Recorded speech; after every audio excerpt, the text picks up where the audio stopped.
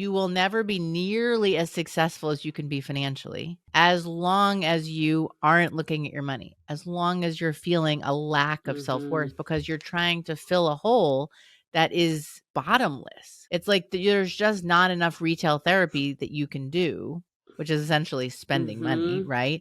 To fill a hole inside yourself because of your own worthiness. Welcome to the Unconditionally Worthy Podcast.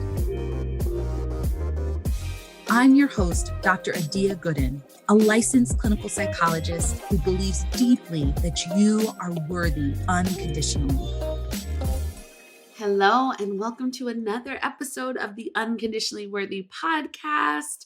I'm excited about the podcast episode today because I have my coach, Belinda Rosenblum, here. She is my coach around sort of financial things and business things and stepping into my CEO role. And so it's been a really helpful experience to work with her and really sort of own myself as a CEO, as a business owner, and really shift things for that. And I feel like this is sort of like me owning my own business is sort of the next level for me of kind of working on my money story and unfolding new places in my self-worth journey. And so it's been really helpful to have a coach on this journey. And I'm excited to have her here. She shares her own journey of, having financial challenges to being a self-made millionaire. And, she talks about mindset shifts. We talk about mindset shifts and how you need to own your finances, own your worth, and how that sets you up for really living a wonderful life. I know that you're going to get so much out of this episode, so tune in.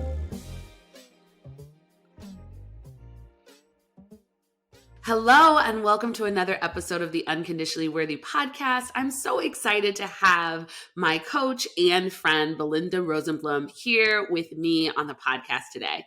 Belinda is a CPA and profit strategist of Own Your Money. She helps busy female coaches and experts sustainably scale their revenue and profits by up-leveling their financial systems and strategies and stepping into the CEO role with her signature Cash Flow CEO Accelerator program, which I am a part of. She believes it's time female entrepreneurs feel worthy and safe with money, finally enjoy the freedom they started their business for in the first place, and consistently take home the money they want each month. It is possible. Her recent breast cancer survival journey has even further inspired her to support women to create freedom-based businesses where they can take care of themselves and enjoy healthy, sustainable profits. Belinda is also the co-author of Self-Worth to Net Worth, 12 Keys to Creating Wealth Inside and Out, and became a self-made millionaire at 33. If she's not inspiring you to be your best self, Belinda is likely cycling around town or outside playing with her marathon running husband, newly college graduated stepdaughter, and 2 spirited young kids. Welcome to the podcast, Belinda. I'm so glad you're here. Awesome. I'm like, she sounds really great. She is. That was a heck of a bio. Thank you. I love it. Thank you. It's so funny because I was like, well, you could just give me your own description of me. I feel like you've known me now for a couple of years at this point, probably. It's like dog years when you're in entrepreneurship, you know what I mean? But yeah, it's amazing. I'm excited to be here. And I have been on the self-worth journey personally for years and really an advocate, right, of prioritizing self-worth, even though like I've been a money coach and a profit strategist and all of that. For me, it's always been grounded in who we are and who we believe ourselves to be first and foremost. And then we can layer on the money and the potential and the career and the growth and all of that. But if we don't have our self-worth, it's almost like the rest of it doesn't matter. And, I live that. Like I've been in the corporate job where you're making a healthy 6 figures and you hate your life. Yep. And then you're like, wait, is this really all it's cracked up to be kind of a thing? Like, what is this about? And it's not just about like the trappings of what other people see. It's about, what do you believe about yourself? And there were moments where I did not believe terribly good, happy thoughts about myself, and it took some work. Took some therapy, it took some coaches, it took some programs to, and some introspection, because I feel like part of it is that when I'll speak personally. I was such a driver Mm. and I kept myself so busy that there wasn't a lot of time to even have any awareness that I didn't have the self-worth and the inner confidence that I really wanted to have in my life as a woman. Mm. You're saying, Sorry to go no, deep you're in the saying, first I like mean, 3 I like seconds, but diving into the deep end, certainly. So Okay, that's good. perfect. And there's so much that you're saying Okay. that I think what I want to do is like put a mental pin in it. I'm going to see if I can kind of Yeah, hold these it's all good. things because I want to dig deeper. And I really would love to start with you sharing even a little bit more about your self-worth journey. So you're mentioning sort of having that corporate job, 6-figure salary, realizing, it didn't feel, great. So I'd love for you to just share a Yeah. little bit more about your own self-worth journey.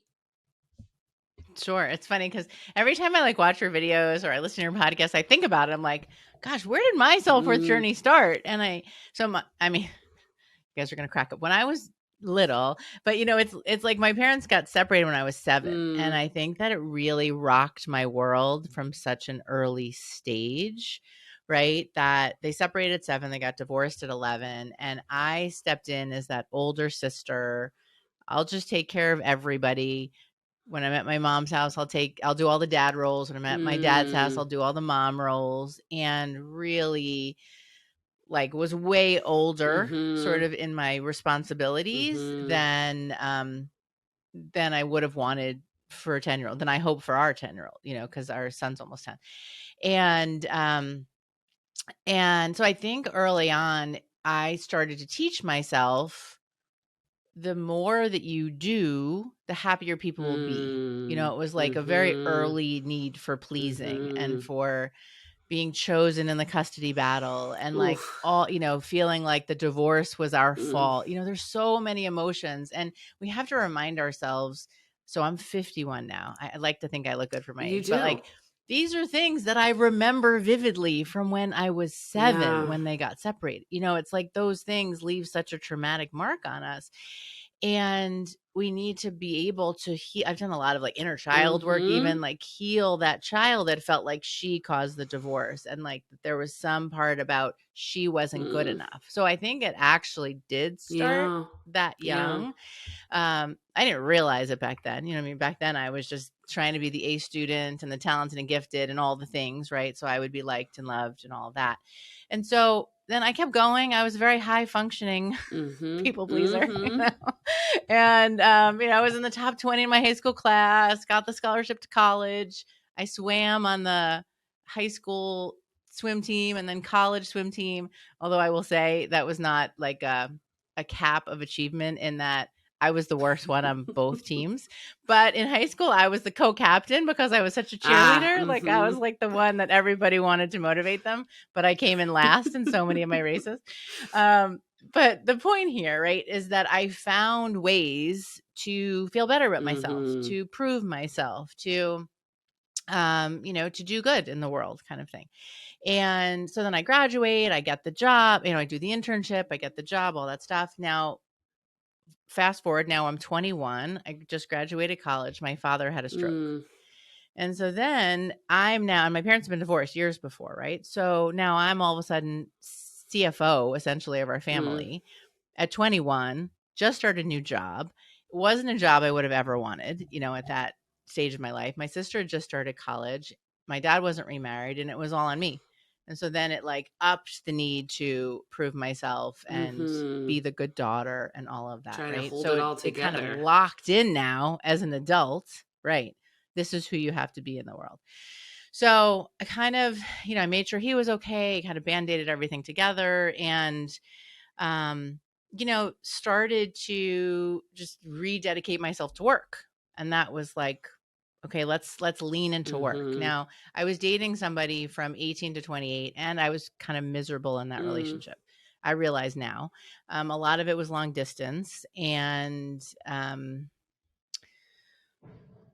do I say this well? I just wasn't getting prioritized. He was a basketball coach. He was on the road, like a college basketball coach. He was on the road a lot. And I think that was when I had to start to realize, like, is this how I want to be treated? And I think that Mm-hmm. sometimes we tolerate a lot of Mm-hmm. things from the men that we date and from the jobs that we have. And it was when 28 was a very pivotal year for me. So it started when I bought a house. I bought a 2-family house because I was like, well, I don't know what his role is going to be in it, but I know what my role is going to be. I watched my family struggle with Mm. money because of all this divorce and all this stuff, and we can draw different conclusions from Mm-hmm. what we see as children around money. The conclusion I drew was I don't want to be poor, was I don't want to struggle. And so I invested in a 2-family house, and I rented out one unit, and then I had my unit, and then I even rented out a room in my unit. So I Mm. was like house hacking Mm. before it was a thing, Way before, yeah. because 28 was a long time ago, like 23 years ago, right? So that's what I started to do. And then but the challenge was that I was working so much. I now had so much of a burden of all of my dad's finances that it all started to pile up in this Mm. new house now, right? And so it was like I had all these bills, I had all these responsibilities. I was traveling a lot for work. I worked for one of those big 4 accounting firms, and it started to just overwhelm me. If Mm. you ever feel like your life is overwhelming, that's kind of how I felt. Mm-hmm. And so my sister one day was like, "Hey, how are you holding up? Like, do you have everything together?" And I just couldn't hold in the lie anymore. Do you know what I mean? And Mm. be like, "Oh yeah, Mm-hmm. everything's fine." It's Mm-hmm. like fine. And Mm-hmm. everything wasn't fine. And so I did one of the scariest things. If there are any avoiders out there of your money and your bills, you know what I'm talking about. So I pulled together all of the piles of mail and all the stuff in the drawers and the baskets and the dressers Mm. and the desks and all the things. And it literally, I put them at my dining room table, and I felt like I was stared down by like these 3 huge stacks of bills and Mm. mail. And it really hit home, like on my own shame and Mm. worthiness, and like, how could I have let this happen? And, Mm. I literally started to have this like panic attack sitting there at the table, or what I now know was probably a panic attack. And I Mm-hmm. like got up and I start pacing, and I'm like, all of those negative thoughts about like, maybe I'm not good enough, and how could I have let this happen? And could my dad get kicked out of the nursing home he was in? And it was a lot. I mean, it was like 8 credit cards, 4 bank accounts. Mm. Like it It's a was, lot. you could have added a partridge in a pear tree and then you would have been complete. Like it was that kind of a thing. And so then in that moment, I caught my breath, and I was like, wait a second. Like I can treat this like everything else in my life. I can figure it out. Mm-hmm. I now think of it like I could own my money instead of feeling so owned by Mm. it. But I'd Mm-hmm. had this sense that financial independence meant I had to do it all on my own. Mm. And that was just BS. And so in that moment, I phoned a friend. It was a very challenging phone call. I remember I was like, "Is there any chance you can come over and help me?" And there was like what felt like minutes of a pause. It was probably like 3 seconds, but to me, it was like, "Oh my God, what is she going to say? What is she going to think of me?" Mm. So then she came over that weekend, and then it took 6 months Mm. actually for me to really dig myself out, because even though I was doing it, the mail keeps coming. Do you know what I Mm. mean? It was Yeah. like it didn't stop just because I was now paying more attention to it. The bills got more colorful over time Mm-hmm. as I avoided more of them, but it took 6 months, got over it. She came over several weekends. And I remember there was one time where I was just sitting at dinner, and my dad was checking in with me on something financial related. And I could actually look him in the eye Mm. and know that, yes, I did in fact have everything handled, because Mm. I decided that I wanted to handle not just the tactics, like not just the papers. So yes, I had to have like an organizational system, but I had to get my own mindset upgraded. Mm-hmm. I had to realize, like, and it's sort of like early stage growth mindset, like again, kind of before the book came out, but recognizing that I can be good at this. It was just that I hadn't read the books, I didn't understand it, and then I had to set up a system that included a stronger mindset around money as well, and healing some of my own money traumas. And because money got associated with a lot of pain, because my parents were spending so much money on that divorce, for instance, right? And so I had to learn how to release and forgive and move on through some of that. Mm-hmm. And so that was when I was 28. And then I broke up with that guy same year. It was A a lot big of year. That's clearing why I out said a of big year for stuff. me. A lot of letting go, a lot of clearing out.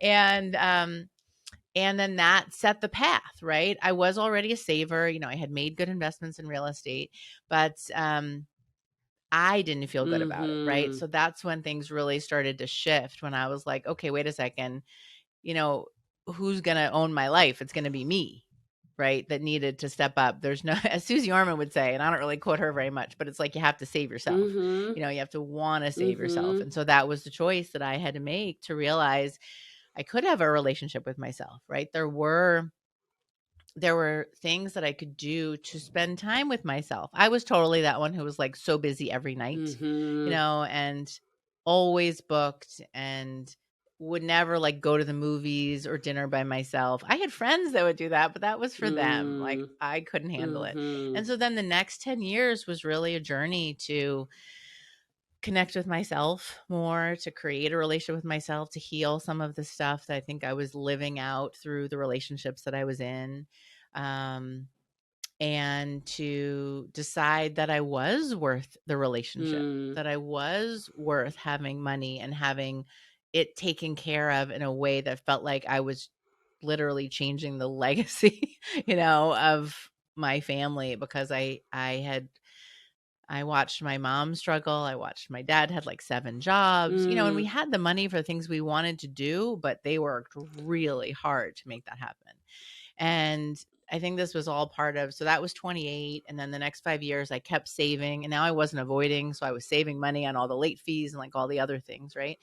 And really started to own my own success. Mm. Mhm. And then, so 33, I remember doing a little net worth statement and figured out, holy crap, I did it. Like, I'm now a millionaire, at least on paper. It's not like Ed McMahon comes to your house with a big check and it's like, hey, you're now a Just millionaire. cash. Nothing like that happens.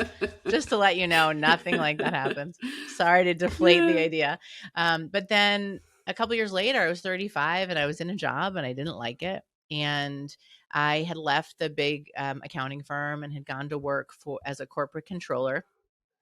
First a controller and then a corporate controller, because I didn't like dating with a business card that said controller on it.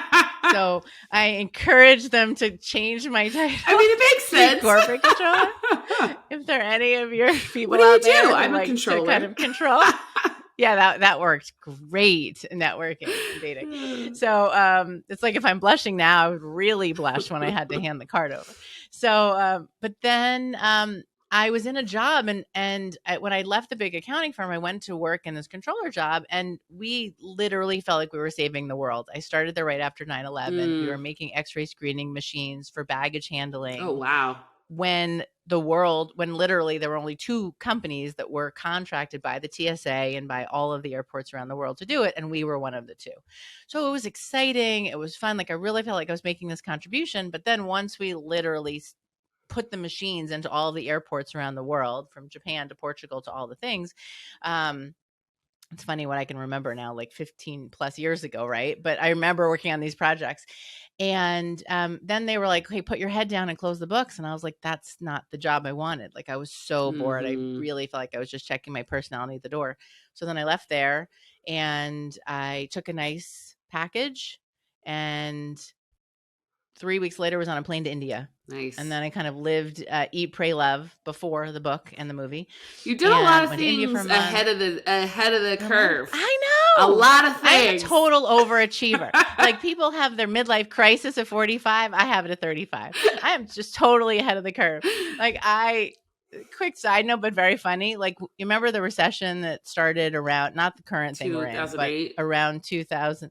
Well, that too. That's when I started my business. Another. But so in that year, right, when I was around 35, had the early midlife crisis, did my Eat, Pray, Love thing. Then that's when I started Own Your Money. That's when I decided, like, people need help around money. So yeah, I'm a intuitive, like, forward thinker, because I'm like, gosh, we have like a negative savings rate. I almost became a financial advisor, but I felt like we didn't need one more financial advisor. And when I talk with friends, they would like clutch their purse, kind of like they did when they heard I was an auditor, kind of a thing. But now it was worse, because now I was actually like someone that could take their money, so to speak. And I was like, okay, never mind. I don't want that job. But I didn't want to just like write the prescription of what they could do with their money. I wanted to be more of like a financial therapist, a financial coach. And then in 2007, that's when I started this company of Own Your Money. And that was like a big move in this self-worth milestone because Mhm. it was me going out on my own. And my family, my friends were so skeptical. If any of you have lived through this, like I Mm. get it. They literally had Mhm. like an intervention in like my first 6 months of having a business because they're like, "Why are you leaving a six-figure job to go start this business? How are you going to make any money? Nobody wants to save."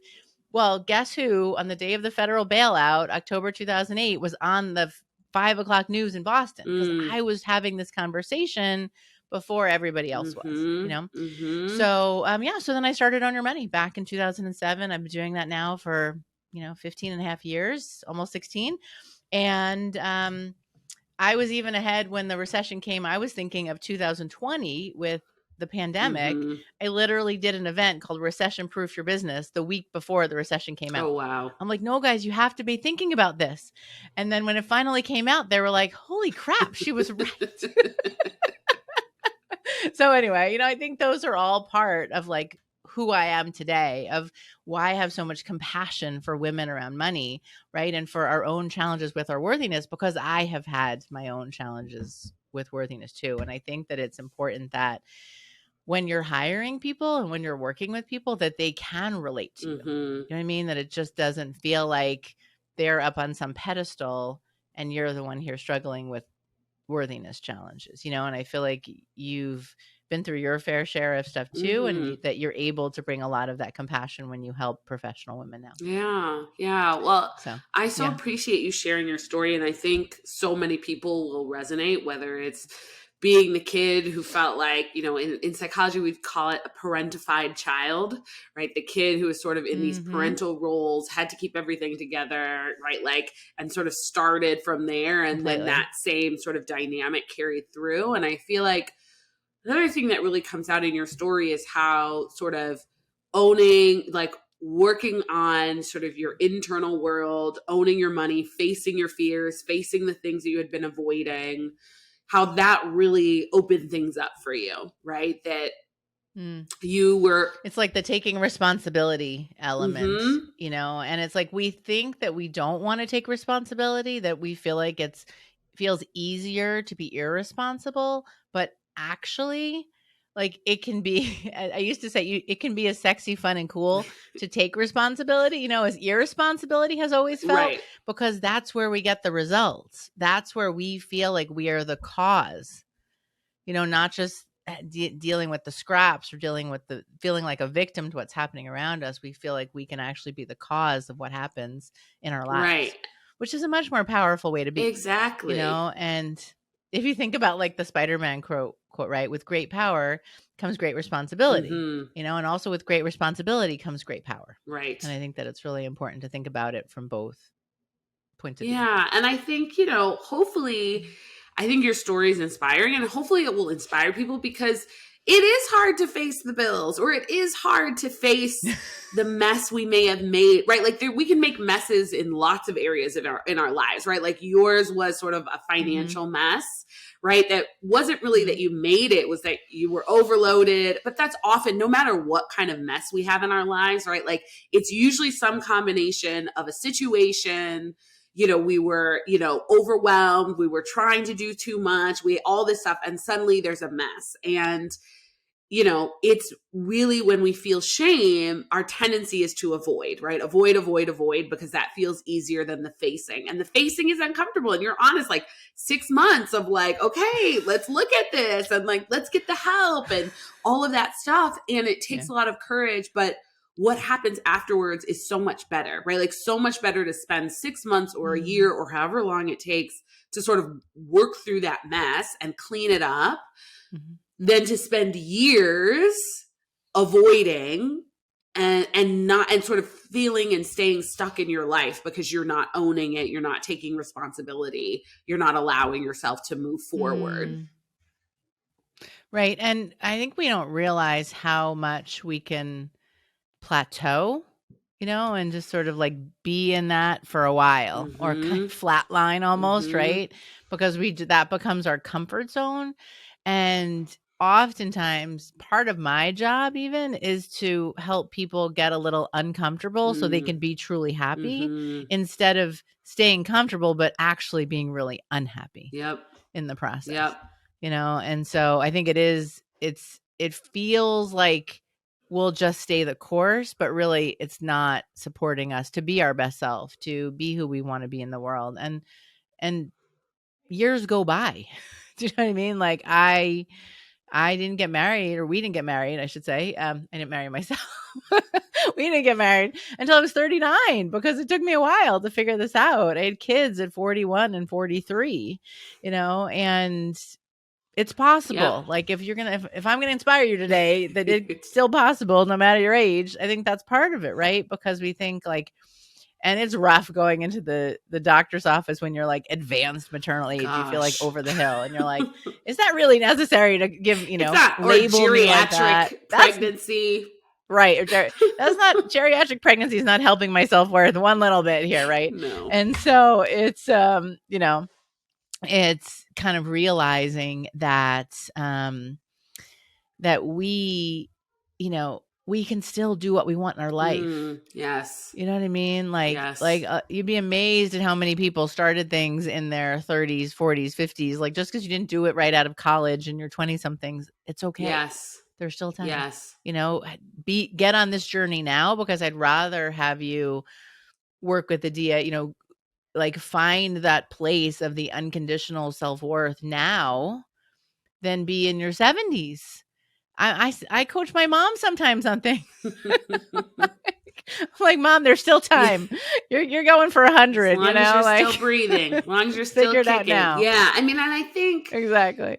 People often come and they feel a sense of shame, right? Like I hear people say, well, I should have had this figured out by now. And I think that keeps people stuck and keeps people from asking for help, whether it's on finances or self-worth stuff, because it's like, why haven't, and it's like, well, nobody really taught you, right? Like I'm sure there was a sense with your own financial journey of like, now there's more sort of financial educators and conversations about finances. Now there's more conversation about self-worth and mental health, but like, who was talking about this when somebody was 10 or 15 or 20? You know what I mean? It's like, and even still the conversations need to grow. And so reminding people like, it doesn't matter that you haven't started before. It doesn't matter that you haven't figured it out. Like now is your time to figure it out, to work on it, to get the help.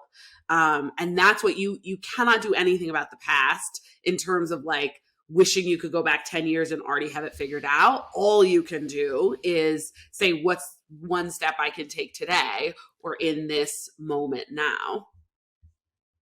Right. Yeah, it's so true. I'd like inspire people every day with that idea, because I think that it's like we're so busy looking at the rear view mirror that we forget to see we have so much road ahead of us that we can enjoy at a different, deeper level. And I think that there is something that like when we can learn how to just release the baggage, release the weight that we put on ourselves. And, a lot of times, so when I have helped people like rewrite their money story is one of the exercises that we do. And I used to do a lot more in personal finance for like 12 years. That's when I wrote the book, like the Self-Worth to Net Worth book. I actually wrote it with a psychotherapist because I really wanted to learn more about the mental, psychological aspects of it. And then now I've shifted for the last 4 years helping entrepreneurs more, because I feel like whether you're going from the side hustle to the full-time gig to the empire that you want to build, right? Like you and I, but that's we have to be grounded, right, in a very clean money story for ourselves, because otherwise we project it. We project it in all of our salary negotiations in corporate. We project it in our negotiations, our proposals, every time we ask a client for money, right? Because we buy into their limitations when we've still bought into our own. Yep. And it's up to us to change that. So I'd love for you to share a little bit more, right? So your book is From Self-Worth to Net Worth. You talked a little bit when we just started the conversation about how self-worth is something that comes up often when you're coaching people. So I'd love for you to share a little bit more about how you think self-worth sets up people a foundation for financial abundance, for, creating wealth and prosperity and things like that in their life. Totally. Well, if you take a step back, right? And if you think like not from your own point of view for a second, but just think like you will never be nearly as successful as you can be financially as long as you aren't looking at your money, as long as you're feeling a lack of self-worth because you're trying to fill a hole that is bottomless. It's like there's just not enough retail therapy that you can do, which is essentially spending money, right? To fill a hole inside yourself because of your own worthiness. And so as we like stop the money leaks, like that's a key one that you really need to pay attention to is like looking at where are you spending your money and how is it aligning with your values versus how is it aligning with what you need to feel complete, and how can you first and foremost inside yourself feel complete, find that place of self-worth. And I'm not saying it's the easiest thing. Like it took me years. It took me working with therapists and experts to be able to let go. I mean, most of the forgiveness that I help people do is for themselves. Yes, it's oftentimes something related to a parent or a grandparent or a partner, but fundamentally they have to find the place to forgive themselves. And so that they can feel like, okay, I have a solid foundation to build financial abundance, to build wealth on top of. Otherwise, it's like this foundation of sand and you're trying to build this Empire State Building on top and you're like, I don't know why I'm not getting anywhere, right? And it's because it's not solid, right? There's still that hole that we keep trying to fill. And there are layers to it. Like I'm not saying I'm like done. I find that as I keep, it's a journey, as I keep reaching new levels, I'm like, oh, there's another little spot that I need to heal or resolve or like hype myself up to go to some event or have some conversation or, you know what I mean? Take it to that next level. Cause I think that sometimes people look at people like us, whether it's because we have a podcast, because I would do speeches, because I have a book, whatever. And we feel like, oh, we're better than you. No, we just have taken some time to figure it out to get to a certain level. And we still have new levels that we're going to, and we're still like, we continue in this growth process. I think that's part of it. It's like, I think sometimes people feel broken or they feel like I don't want to get help because it's going to validate or confirm that there's really something wrong with me. And I view it completely different. Like I am always growing. I feel like if you're not growing, you're dying. Someone said that to me early on. I was like, okay, well, I'm going to be growing then. Like that's the mentality that I have. It's one of my core values is like, really excellence and growth, because I feel like that's when I thrive, is when I am learning, when I am expanding. And when I'm expanding my comfort zone and I'm trying new things. And, there was one point when I was like, I'm too comfortable. And I said to now my husband at the time, I think we were just dating, I was like, let's go jump out of a plane. He was like, really? I'm like, yep. It was like, okay. So we went skydiving, but it's like doing those things, right? And just being gentle with yourself to be like, okay, there are things I haven't learned yet. The basic like growth mindset, great book by Carol Dweck is mindset. It's like, instead of being stuck in this place of, I don't know this, and then we go down this unsupportive rabbit hole of, so I'm bad, I'm not smart, I'm all the things. It's just getting, no, I just haven't learned this yet. And it's not like we're born with an understanding of money or wealth building or business or any of that stuff. It's like this is all learned skills. And so I feel like part of it is recognizing how can you spend the time and energy to claim your own self-worth, and then to make a decision about the external worth that you want to create coming from this very grounded place of who you are as a woman and who you want to be in the world. Yeah. I think, if people can sort of take away from this conversation, right? Like your agency and your choice, and, like, how do you own that? Right?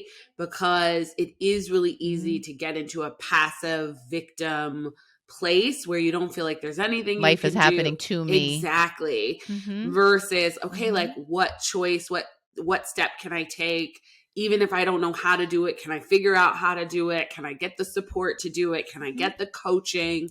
Because I think a lot of what keeps us stuck, and I like to, use the frame of stuck, not broken, right? Like what keeps us stuck is feeling ashamed, feeling like we don't know how to do it and we can't ask for help, right? Like feeling like we've got to do it perfectly, right? And so there's so many things. And if we can get out of the narrative of, I'm bad at money, I don't, you know what I mean? Those things, or I'm unworthy, or I'm awful, or because my like fourth grade teacher told me I wasn't good at math.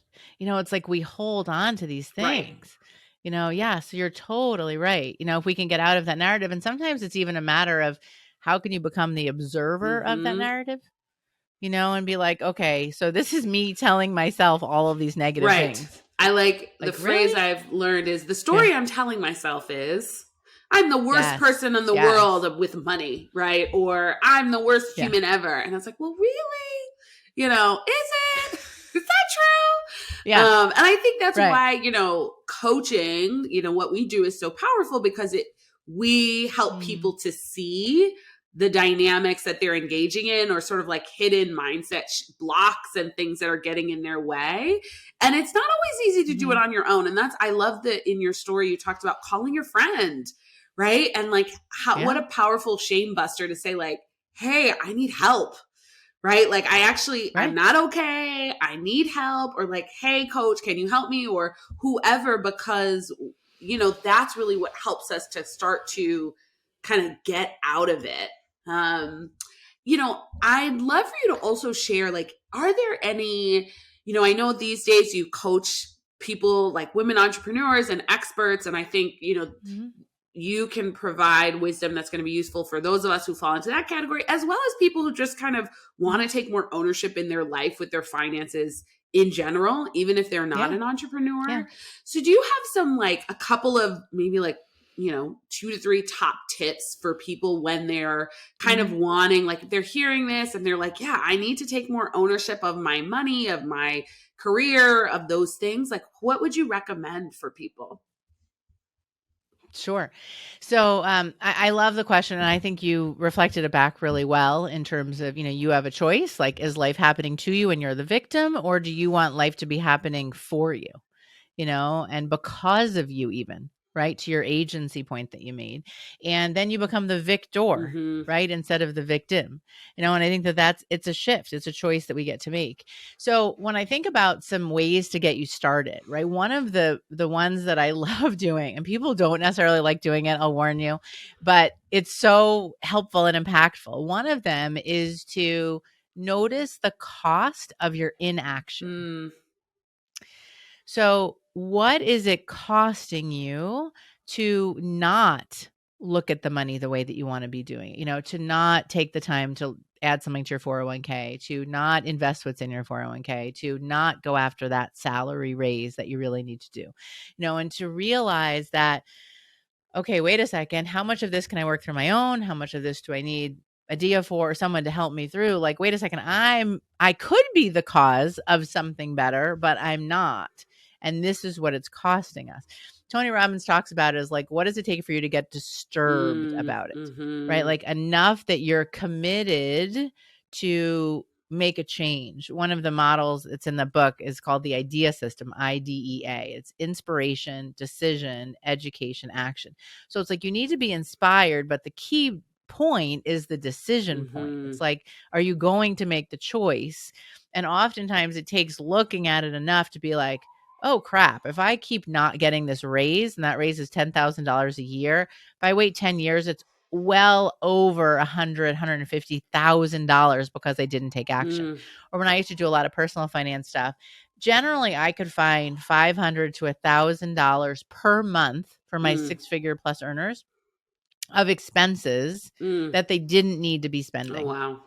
Whether it was food eating out, it was taxis because they weren't planning, it was like just like they didn't even know where the money went to. Sometimes it would be moms. I'd be like looking at their random, like one woman would like stop off on the way home from work because she was bored and she didn't quite have to get home to watch her kids yet. And I'd be like, how much do you think you spent? And she was like, I don't know, like $150. And it was like $800 one month. And I was like, do you even know what you bought? And she's like, I remember buying pajamas. You know what I mean? It's like sometimes Yeah. we just do so many things so unconsciously. Mindlessly. So Yep. if you can mindlessly, right? Or to fill this need that I touched on earlier. So if you can stop and say, wait a second, right? How can I get myself disturbed? How can I make that decision? And then you can move to education, which is, okay, what do I need to do that step? And then action, right? Is then like, how do I take action to, to do whatever is the thing that I have to do. If I have to pay attention to my money, if I have to ask for that raise, if I have to get the support to do that thing, right? And then that's what you do. Right. So I think that's a key thing. On the personal finance side, it's usually about looking at your money, number one. And two, it's usually about looking at how much you're making and being like, are you tolerating under earning right now? Do you need to be asking for a raise? Do you need to just go look somewhere else if they've told you, sorry, this is what we can do? And even in this economy, there are still great jobs out there. And if anything, it's sometimes harder to fill the roles. So sometimes people are willing to pay more for those roles, right? And then on the business side, for our entrepreneurs out there, so I have this really helpful pay yourself calculator. I'll make sure that you have that idea. It's at ownyourmoney.com. That's my website / calculator. Or follow me on Instagram, and I post a lot of tips on there. But that you decide how much you want to pay yourself. And then you get super intentional about the money that you want to make in your business. Again, our businesses are one of those areas that oftentimes we become the victim of what people want to pay, of what we feel like we're acceptable to charge. And I believe there is a price for every buyer and a buyer for every price. You just have to make that decision. What do I want to charge and who do I want to serve? Because who you will attract, if I had a $10 product, is going to be different than who I attract with a $5,000 product. The key thing is your agency in the matter, is you being able to make that decision. I love those tips. And I think, especially, I'm thinking about the first one, people often think about like looking at their budgets and looking at what they're spending is like, oh God, I'm not going to be able to do the things I want to do. But I think what you're pointing at is are the things that you're spending money on actually fulfilling? Right? Like, is it actually fulfilling to do the mindless Amazon shopping? Or would you rather save up for that really nice pair of boots or dress or whatever that you might buy once a quarter that, you know what I mean? Like, because you really love it. You know what I mean? And so it's like oftentimes a quantity over quality. Exactly. When we're trying to fill a void, when we're not paying attention. Exactly. And even like old subscriptions, like, like you signed up for HBO, I don't know, when like Sex and the City was on, you know what I mean? And you're still paying it now, like 10 years later or something, because you just never looked. And HBO doesn't call you and be like, hey, we're still charging you a lot when you're not even watching our channel. Like people literally would have more channels on their remote control than they could ever even find. Right. You know what I mean? Like they could like find on the remote control, let alone watch. Right. Exactly. And it's like, can you be intentional, right? Like you're worthy of being intentional about really, it's not about deprivation. It's not about all of that, but it's like, what do you really want? Or are you just sort of like placating anxieties and discomforts through the mindless shopping, through the mindless ordering food? And it's like, could you stop? Could you make a decision? Could you be intentional? Look at your money in order to actually say, okay, well, actually, if I saved up this money, part of that could go to a vacation or it could go to this or that. And so that's really going to make your life richer. And I think a theme of what we're talking about here is, can you move through the uncomfortable to get to the wonderful, right? Like, can you move through the work of looking at your money, owning your finances? Can you move through the self-worth work that is uncomfortable in the process very often? It's not miserable, it's not torturous, but it's often uncomfortable to get to a life where things feel really wonderful and amazing and you're really fully living instead of just kind of getting by and surviving. Right. Well, it's like, do you want to just get by the rest of your life or do you actually want to get ahead? And I think that we spend way too much time tolerating and settling, guilty as charged back in the day. And now every now and again, I need to like ruffle my own feathers and do something that feels scary. Like I did this event last year called Driveway to Hell. That's not normally something that people do for fun, but it was my thing to challenge myself, Feel free to DM me on Instagram. I'll fill you all about I'll send you the reel. I made it. Let's just say I finished. But I love that. You should it's like t-shirt material right there, ideas. Like, can you get through the comfortable to get to the wonderful kind of a thing, and it's often the breakdown to the breakthrough. But the good news is that the breakthrough can be there for you. And that's what we want to remind you today. Well, thank you so much, Belinda, for being here and sharing your story and sharing your wisdom. I know that people are going to want to connect with you further. You mentioned the Pay Yourself Calculator, which we'll link in the show notes, but tell people how to find you on Instagram and anywhere else you'd love for them to connect with you. Sure. So my favorite spot is Instagram. I am Own Your Money on Instagram. Take a picture of the podcast, tag us. I'll reshare it. Let me know your favorite part. Send me a DM. Send me a salary negotiation question or a pricing question. Like, it's all good. I'm here for you because it's part of my mission, right? To inspire you, to help you create that rich life for yourself, right? And it's hard to do that when you don't feel worthy. So the best bet is Instagram, Own Your Money. I do have this website called ownyourmoney.com, and the Pay Yourself Calculator is ownyourmoney.com/calculator. And then I do have the book. So whether you're a professional or an entrepreneur, the Self-Worth to Net Worth book, it's all about creating wealth inside and out. And it's really easy to read, easy to pick up book. And it's even done it has little tabs on the side. So if you're like, I just need to skip to the chapter on setting boundaries, it's there for you. So awesome. Thanks. I'd love to connect. Thanks so much, Belinda. It was wonderful to have you.